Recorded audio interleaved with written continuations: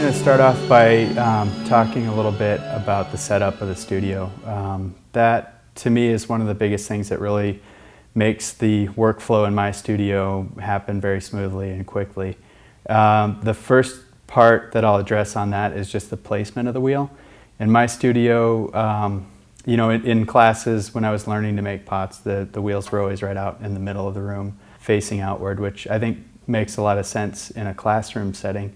But in my studio, where space is limited, I treat the wheel as a workstation, and so as such, it is facing the wall, and that way I can come and go from the wheel easily without having to walk around it. And I put my wheel up on blocks.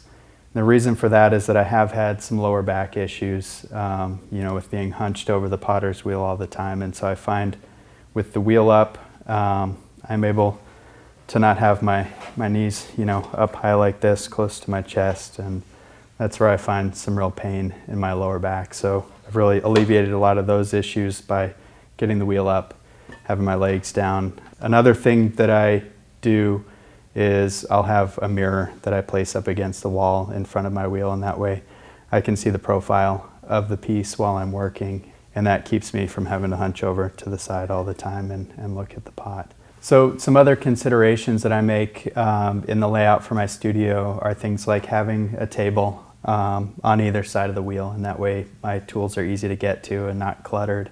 And then because once I start making taller pieces, I'm standing up quite a bit.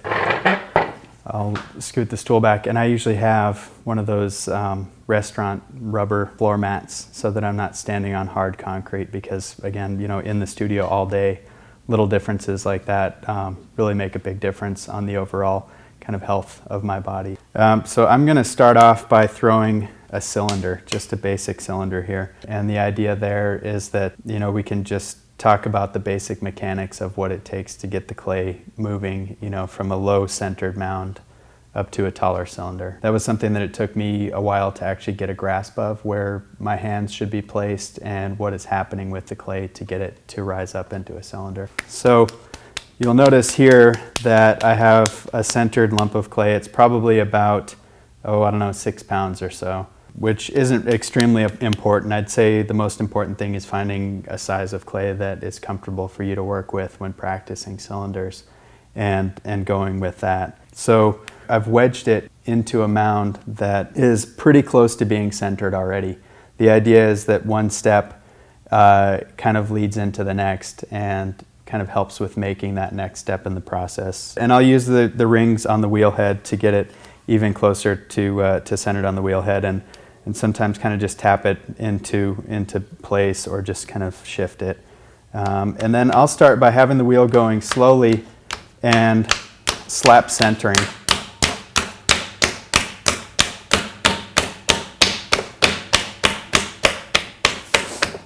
And so again, each step kind of making the next step easier. If it's already pretty close to centered at this point, then it'll be much easier to center once I'm actually, you know, having water on there and centering it. And then I seal down the clay to the wheel head at this point.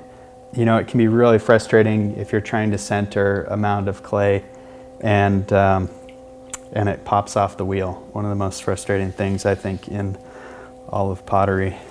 And so I'm starting to center here. So the idea that I'm going with on centering is that if you have a mound of clay that's off center, you know, it's one thing to try to center the whole thing by pushing, you know, like I was taught in the first place, to kind of bear in with your elbow and lean into it. But it's one thing to try to center that way. The other thing that I try to incorporate into centering is the idea that if you're using one fingertip, it's so much easier to center just a little space, just a little bit of surface there. Right? And so then you have these high ridges that are off center, and it's easier with this hand then to take those smaller spots and center them down. And so that's kind of the basic mechanics of what I'm working with when I center, but of course it's all kind of happening at once. And so these fingertips over here with a sponge keeping things wet going on that side, and then the butt of my left hand coming along and taking any of those high ridges that I've made with my fingertips and centering them. And just working, from the bottom to the top and getting any wobbles out of there.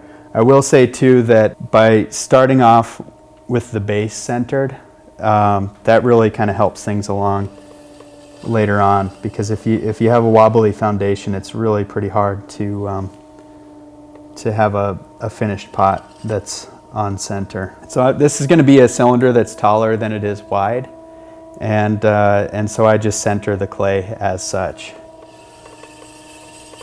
And now for opening, something that I do that's a little bit different, I think, than what I first learned was instead of just making an opening with 1 or 2 fingers down in there and then struggling to open that whole big mound of clay up, I'll actually use 3 or 4 fingers here, and with the wet sponge go and actually using this as kind of the tool that I'm opening with, and with my right hand just kind of pushing down, keeping things on center, and opening down to where I have about, 1/4 of an inch between the floor of the pot and the wheel head. What I'll do, sometimes you get some clay that overlaps here at the base when you open up like that, especially if it's a larger mound of clay, is I'll just kind of ride that seam right there with my pinky as I'm opening, and it kind of just doesn't allow that clay to overlap and trap water underneath.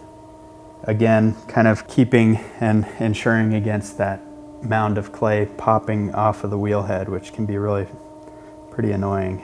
And so the idea here is a flat floor with about a 90-degree transition from the floor to the wall is what I like to put out there as a practicing assignment to my students. Something I think really useful in having a very specific assignment and goal to work towards, instead of maybe just throwing a mound of clay onto the wheel and saying, hey, I'm just gonna throw and see what I can come up with. There's a real difference, I think, between that and just having the purpose and intention of making a specific form. And so as far as getting this clay, the idea is to get a cylinder that has even thickness from up high down to where that wall meets the floor. And that can be a tricky thing to do. So what I'm doing as far as my hand configuration goes is the inside fingers are going to be pushing the wall out, and as that mound of pushed out clay comes up on the outside hand, those fingers are going to actually be a little bit closer to me and a little bit lower than the fingers on the inside. And the idea is that you're stretching that clay in the wall out and coming behind it with this outside hand and pushing that clay right back to where it was. And so the only place for that stretched clay to go really is to raise the wall of the cylinder. So I'll demonstrate that here. I'm going to bring the rim in just a little bit. I'm always really careful to keep the rim narrower than the width of the base when I'm throwing, because it's easier to keep it in there than it is to try to put it back later on when you have a tall pot. So you'll see I'm pushing that clay from the inside hand out and stretching it, following up with that outside hand and pushing the clay right back to where it was stretched from. And sometimes I put a little bit of extra time and attention down low just because it is harder to get that clay up from the base. And so I'm really kind of focusing on what my fingertips are doing, how much that clay is getting stretched down there, and going a bit slower over that bottom section so that I can really get the most out of the height gain on that part. Right at the end there, I don't know if you noticed, I kind of compressed with my thumb. So really, as I finish the pull, I'm compressing from the inside, the outside, and then finishing that compression off on the rim with the top as well. The more stable that rim is, the better luck you're going to have with a stable form. At this point, just for this demo, I'm going to cut this cylinder in half so that we can take a look at the inside of the wall. This is a bit of a thick cylinder, but I leave it thick for this demonstration so you can see not only with me talking about how this movement of the clay works, but we can actually see it in action here. So that inside hand is coming along and pushing the clay out, and you can see it stretches it thinner at that point. And then the outside hand is following it up. And you can see that it really is an efficient way to get that wall gaining some height. All right, so that's kind of the breakdown of the mechanics of pulling a cylinder.